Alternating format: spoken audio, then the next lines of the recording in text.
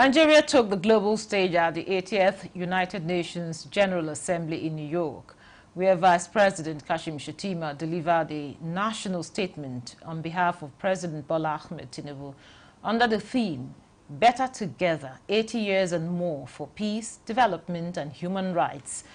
Nigeria reaffirmed its commitment to multilateralism, peace, development and human rights.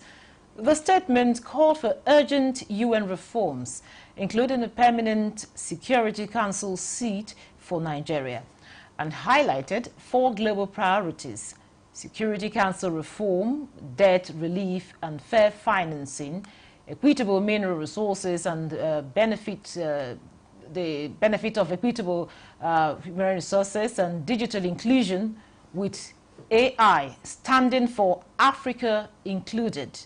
President Tinubu also backed a 2-state solution in Palestine and called for global cooperation, stating that none of us is safe until all of us are safe. This is Focus on Nigeria Today. Thanks for joining us. I am Eucharia Clinton.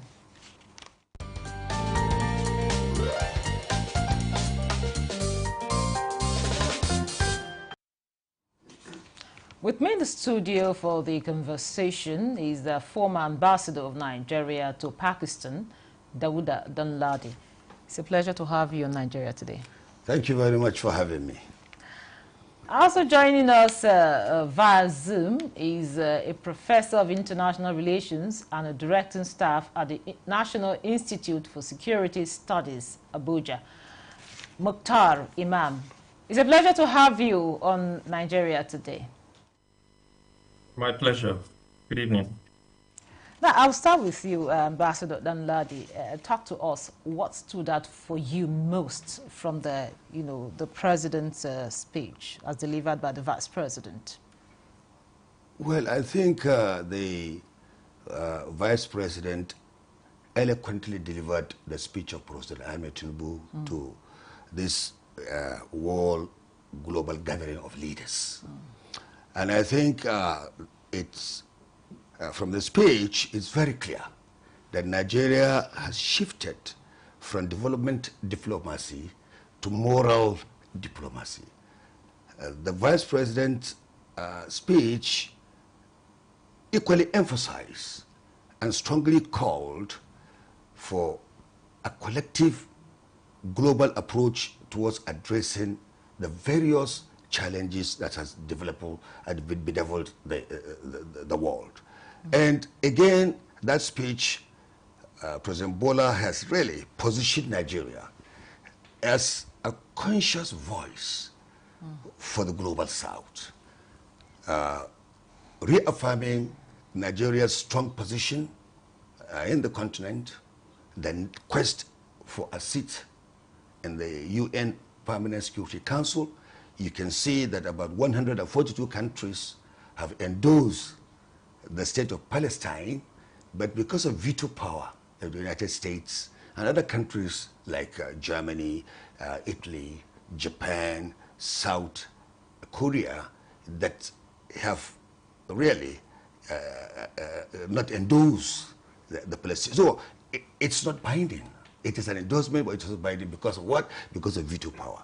Suppose that Nigeria was there on that stage, it could perhaps tilt. He has called for reform of the entire United Nations because for over 80 years of the existence of the United Nations, today in the 21st century, look at the global crisis in terms of conflicts around the world that the world is facing. The Ukraine-Russia war, over 62,000 people have lost their lives. They have spent about almost 400, the Western countries, $420 billion US to prosecute that particular war. Imagine what that money would have done in addressing climate change, especially developing countries.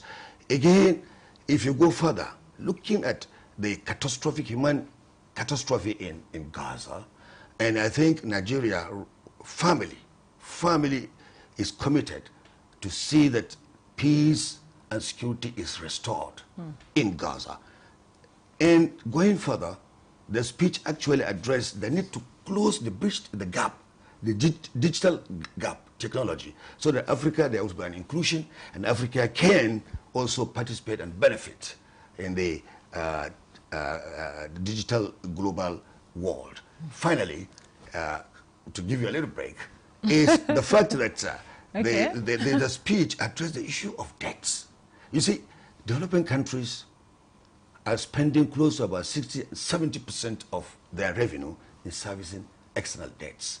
If there is a reduction, there is a debt relief, it will promote trade and investment in African countries, at the same time create the necessary jobs, right? And finally, the issue of resource control, sharing. Our resources in Africa should not be exploited without benefit accruing to the African countries in terms of partnership, in terms of investment, in terms of local processing of these resources. So the speech really positioned Nigeria as a voice for the global south and calls for reformation, institutional reformation of the international order. It calls for the promotion of multilateralism. I'll have to stop you Okay, here, thank you very much. Ambassador Danladi, and let's hear from Professor Imam.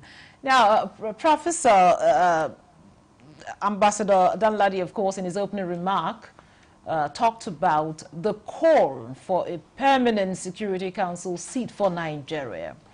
Now, in your own opinion, how strong is this demand, and what are the global implications of this call? Thank you very much. First of all, congratulations to the world for ensuring that the United Nations survived for 80 years. And congratulations to the Vice President for a very profound remark, or speech rather, delivered at the United Nations General Assembly on behalf of not just Nigeria and the continent, but on behalf of humanity. His speech was very profound, it was prolific, and it spoke to very critical issues at a time where the world is faced, or rather at a time where the world is at a crossroad. As far as the request or the prayers of the President via his Vice President to the United Nations General Assembly, Nigeria has been a leading voice in the campaign for seats at that very august table. The United Nations Security Council is the highest Security Council, the highest decision-making body, period, in the world.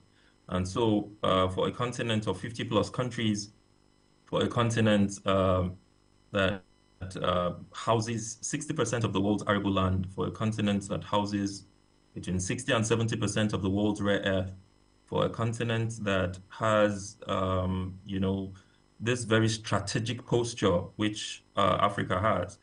And when we talk about Africa, we must recognize the place of Nigeria, because 1 out of every 4 African is a Nigerian. So therefore, if there are any measures or metrics or indices to be checked or boxes to be ticked for our place or placement around the table of the Security Council, I think we have ticked or checked virtually all of these boxes. And so there's a need for reconsideration, there's a need for restructuring. Under Ambassador or Professor Gambari, efforts were made. And I think the Abuja Declaration under Brutus Ghali spoke to Nigeria's constant nagging and need and request for a place around the Security Council. So I think as far as demands are concerned, demands have been made. It is high time that the August body begins to have a rethink around the composition of particularly the Security Council and the entire General Assembly itself. Because the reality is, with what we are witnessing today, there's the need for not just the restructuring of the Security Council, but to ensure that the rotationing of the General Assembly commences as well. Because imagine what we saw, that the President of the United States will use his power unilaterally to disallow a sitting leader of the Palestinian state to attend this very important occasion at a time where 149 countries are endorsing the statehood of the Palestinian people, which, by the way, is long overdue, because this is a global consensus that is enshrined in the United Nations General Assembly itself. Resolution 242 and 181 speak to the need to return to the pre-1967 border, It speaks to the need to the existence of the state of Israel and the state of Palestine unequivocally, you know, living side by side one another, which is essentially the two-state solution. And, you know, at a time, at this very pivotal moment, for the president of Palestine to be disallowed from coming into New York to attend this very important occasion, this is literally spitting on the headquarter agreement. And that shouldn't be condoned, because the world, if anything, at this point, needs multilateralism. If Trump is going to be an ultra-nationalist figure who is saying America first, we have no problems with that. But ensure that while saying America first, you also give other countries the liberty to choose their friends, to take whatever posture they intend to take within the international system. You cannot be a one-man police and continue to exert yourself as the world's economic policeman, as the world, whatever other policeman. It is not appropriate. So, well, to your question, I think it is long overdue that a restructuring happens around the Security Council to allow for countries, particularly on the African continent, to find a seat in around that table. Thank you very much, Professor Imam. Back to you, Ambassador Danladi. Of course, we've heard what Professor Imam, his submissions then. Now, looking at the speech, President Tinubu outlined 4 key points, including debt relief and digital inclusion. And of course, you talked about the resource control, or the what is termed equitable mineral resources, which of course you mentioned earlier on that Africa is blessed with. Now, looking at all these key highlights, which of them do you think, as a matter of urgency, we need to prioritize, we need to, you know, put at the top of our list? Well, almost all. You see, when you look at mineral resources, Africa houses over 65% of all non-proven mineral resources in the world. The move towards clean energy, to a large extent, will depend on Africa, because lithium is one of the main drivers towards the achievement of clean energy. If you look at the debt shackle, it has to a large extent contributed to underdevelopment of African countries, where these countries spend chunk of their revenue to service debt at the expense of provision of good quality of education, health, other social amenities, creating the necessary job to keep the youth engaged. I think to a large extent, there is an urgent need, 1, for debt servicing, 2, debt relief, 3, to address climate changes. You can see how African countries have suffered the consequences of climate change in terms of floods. Presently, right now in Nigeria, you can see that most of the states have suffered flood disasters, even though the Nigerian government and the National Emergency Management Service has been on top of the challenges, but still that is one good area. Desertification, it's capital intensive to control the desert. And Western countries have pledged the sum of $100 billion annually to address climate change, to provide resilient strategies that African countries can mitigate the effect of climate change. So, in a nutshell, I think this speech is a wake-up call, and I think it has resonated very well in the United Nations. It has positioned Nigeria, as I said, to be the conscience, actually, of the Global South in calling for a multilateral approach that will address the various challenges that has bedeviled the world. Thank you. We are going to take a short break now. The conversation will continue after the break. Don't go away. The implementation of the ruling is also dependent on another aspect or another arm of government. Nowhere in the world will allow, under digital economy, for banks not to be dispensing domestic currency in that economy. What will make this one different? We want to know what they do as occupation.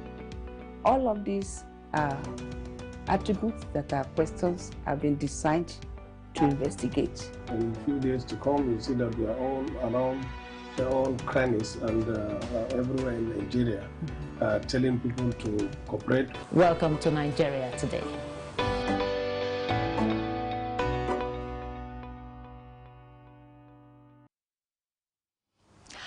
Welcome back. This is still Nigeria Today, and we are looking at the President Tinubu's speech at the 80th UNGAN. And I have two gentlemen, one via Zoom and one here in the studio. So, Professor Imam, now, earlier on we talked about equitable mineral resources. We're calling for, you know, well, like Ambassador Danladi mentioned, a fair deal. Now, I come to think of it, is it not funny that we are calling for equitable mineral resources for the, will I say, the mineral resources that are domiciled here in Africa? So what then is the role of Africa in resource control?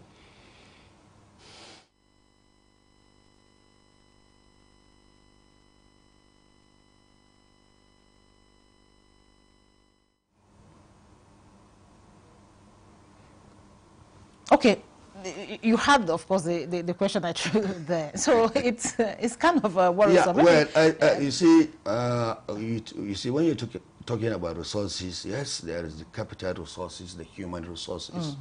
Okay, now we are looking at the mineral resources. That exploitation and exploration of mineral resources is capital intensive. In Nigeria here, just look at bitumen. We have over 17 billion cubic feet of bitumen. All right? To explore that requires, is capital intensive. At the artisanal level, it's not enough. And when these multinational companies come in to exploit these resources, we are looking at the sharing formula. Is it beneficial to the host countries? This is the question. Look at what has happened in Niger. You know, following the push in Niger, and look at how the uranium prices have gone up, and look at what Niger is now getting. If you go to Burkina Faso, it's the same story. You go to most of these African countries, it's the same story. The DRC, for example, houses almost 60% of proven mineral resources. But look at what is happening in the DRC. Conflict, wars, and is there equitable sharing of these resources? No. What is happening in Sudan? Well, it could be tied to the exploration of mineral resources in South Sudan, where you now have two varying camps, the West and the East, all struggling for the mineral resources in Sudan. So the issue is, yes, these mineral resources are with us, but we want partnership, we want collaboration, we want investment to add value, local processing that will create jobs. This is what I think President Bola Tinubu, this was the message to the United Nations General Assembly, the 80th. Okay, now, okay, we are yet to get the professor back. Now, the statement highlighted Nigeria's role in peacekeeping and fighting terrorism. How important is this role on the global stage? Of course, and that is why Nigeria, we are demanding, and I think President Bola is right, to firmly and strongly call for the reformation of the UN Security Council. Remember, Nigeria was a frontline state in the quest for the independence of Southern African countries. I'm talking about Angola, Namibia, Mozambique, South Africa itself. Nigeria contributed both human and material resources towards the liberation of Southern Africa.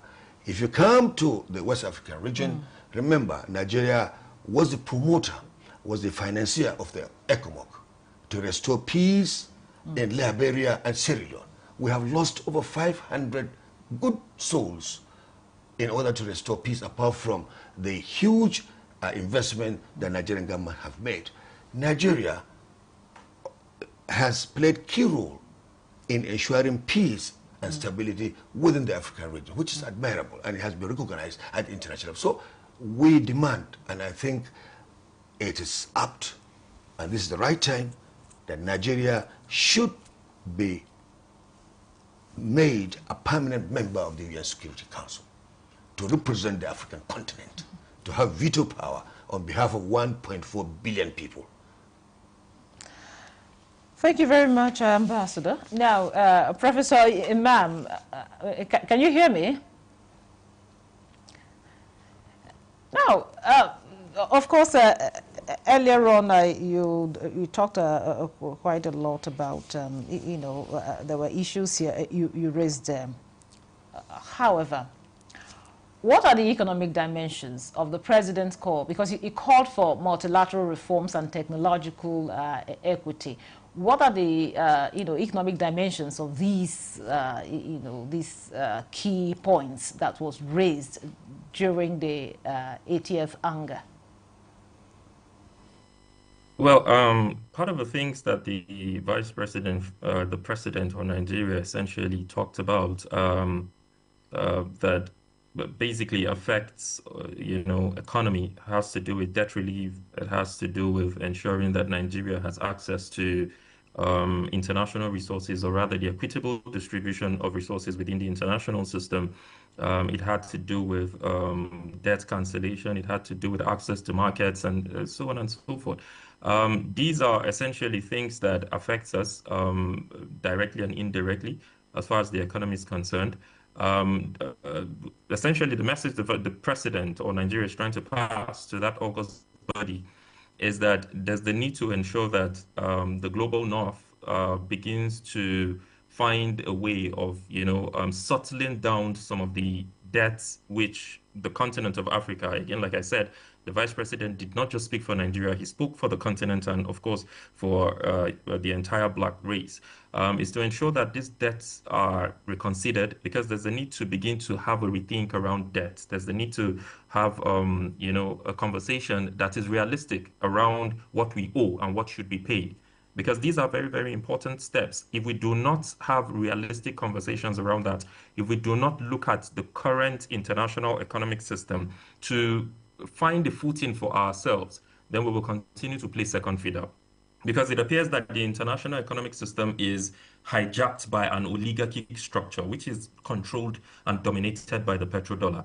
And so what we're saying is allow for equitability, allow us to meet you as kings meeting kings, so that we can have a rational conversation, not one that is dominated by one side of the divide. And so this is the message that the Nigerian government is essentially trying to pass through that August body to the global north, so that way we have some sort of balanced, economic relation between developing countries and the developed countries. But beyond the economy, the message that the vice president took to UNGA was essentially about humanity first and foremost. He moved away sharply from economic diplomacy to talk about moral diplomacy, to talk about the conscience of the world, to talk about the need to stop the genocide, which has consistently taken lives of women, children, and men in Palestine. The need to ensure that global consensus, when adopted, is respected, because without that,